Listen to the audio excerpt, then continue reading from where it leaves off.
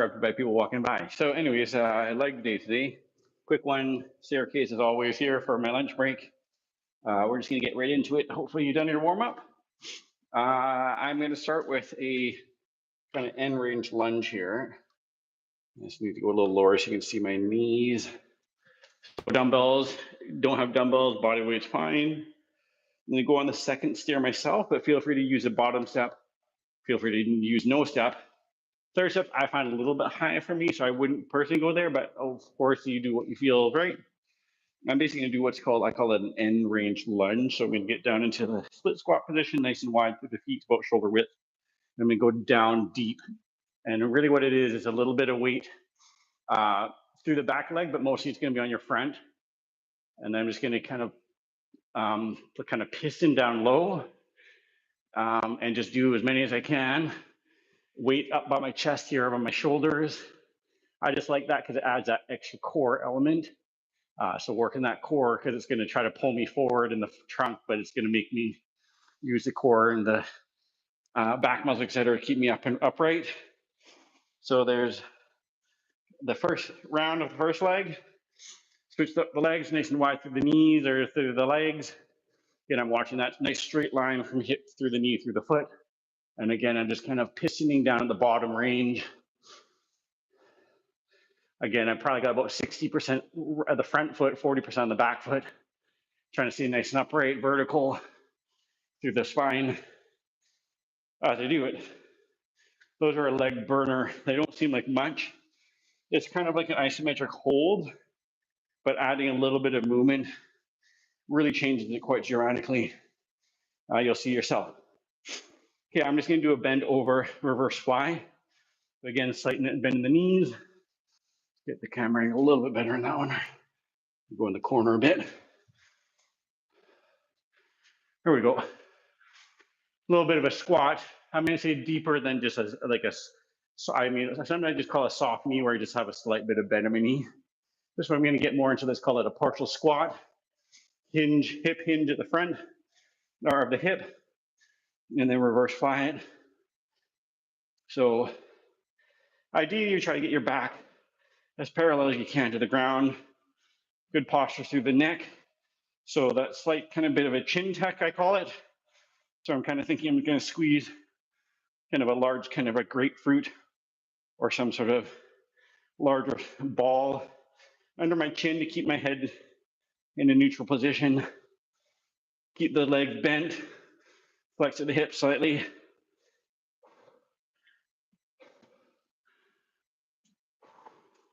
And repeat for another set here, just to have another look at those end range lunges to show you again in case that first one was a bit quick. So I'm going to try this on the lower step this time just to kind of change up a little bit. Get into my deep lunge. My back knee, you can see, is just off the floor, but almost on the floor. Hands about shoulder height here. If you want to make these even more challenging, overhead press while you're doing it. These weights are too heavy for me to do that, so I'm not. If you had no weight, I would suggest doing that with your hands overhead. And just pumping out whatever you can in that deep lower range. It really gets me in those little muscles close to the kneecap, VMO and VLO, vastus medialis obliquus, vastus lateralis obliquus for those anatomy nerds out there. You'll really feel those teardrops. Great way to develop those teardrops if people are trying to get, if you know what I mean, the teardrops just around the kneecaps there. They look pretty cool when you get them. But again, try not to spot train. You really just got to work the quads in general, and they will come over time. So again, other leg, switch it up. And again, thinking, watching that straight line down from the hip, down through the knee, down to the foot. Try to stay nice and vertical, upright. Thinking about that chin posture, so I don't want to be looking up, but that grapefruit under the chin to hold my neck and spine in a nice neutral position. Woo. Those are a burn. Especially if you don't do them very much. If that's the first time you're doing them. I'd probably even suggest no weight because it's a lot harder than it looks.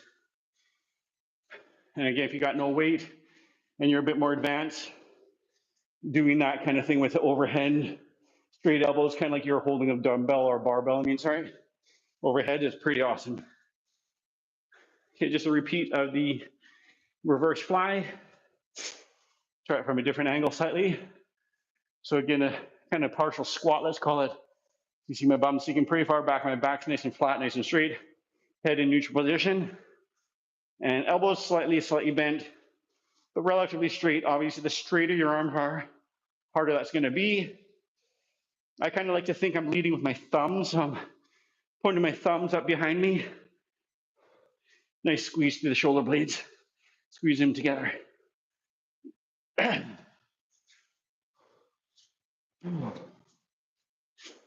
Wow.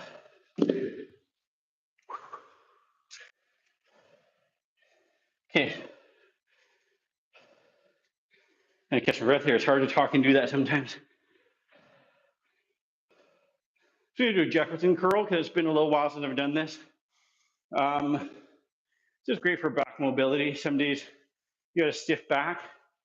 And it's basically just training your spine to be strong in those positions that for many, many years we've been told not to do it. But it's a very natural, common position that most people find themselves in. I would probably say daily even. But it's basically that rounded back, like picking something off the ground with a rounded back.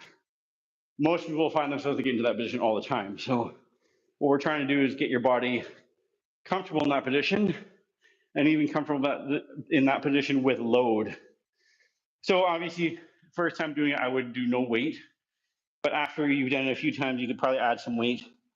But I've, I think, done this in some other videos, but you're basically kind of thinking, start from the neck, work segment by segment through your spine, and you're just kind of curling yourself down into a flex position, and then from your spine coming back up, getting out of it. So again, if you've never done it before, highly suggest that you do no weight. Just kind of do it more for a nice mobility exercise. But when that becomes second nature, you start loading it. Obviously, start small, work your way up. Ross is getting all sweaty, so I got to take them off.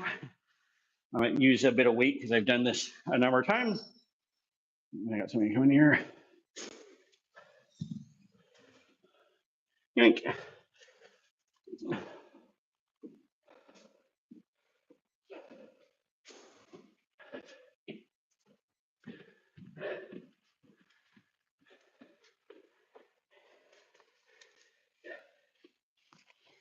All right.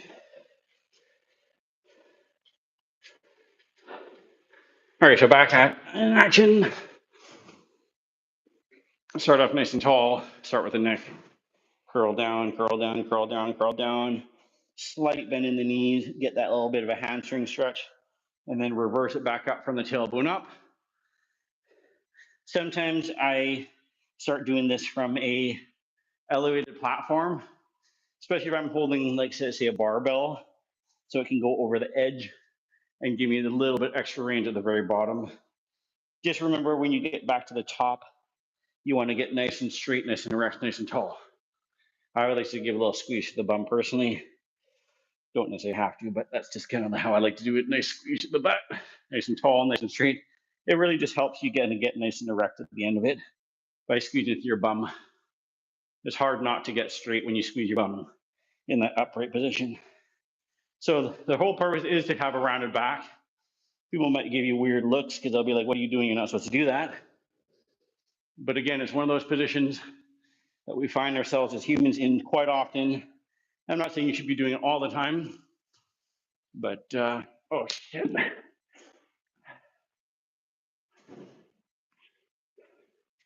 Thank you.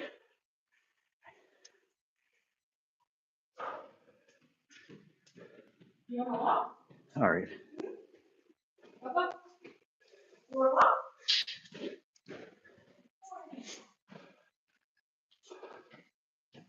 Okay, last one here.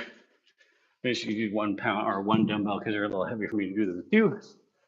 I'm gonna do kind of a, some people call them 747s, but it's that hip hinge, straighten the legs, hip hinge with arms extended out in front.